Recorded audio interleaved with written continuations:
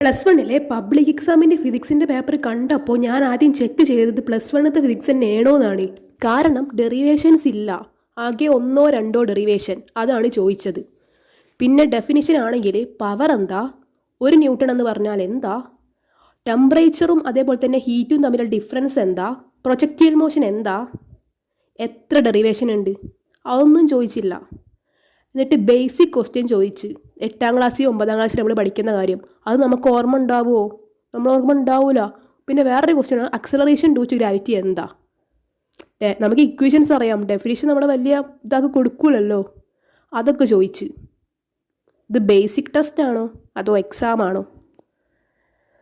ഇങ്ങനെയാണെങ്കിൽ ഞാൻ +1 സിലബസിന് പകരം 8ലും 9ലും ഫിസിക്സ് പഠിച്ചിട്ട് പോയി എക്സാം എഴുതാം അടുത്ത കൊല്ലം. എനിക്ക് മനസ്സിലാവാത്ത മറ്റൊരു കാര്യം, നമ്മൾ +1 ഫിസിക്സിൽ കുറേയധികം ന്യൂ തിയറീസ് പഠിക്കുന്നുണ്ട്.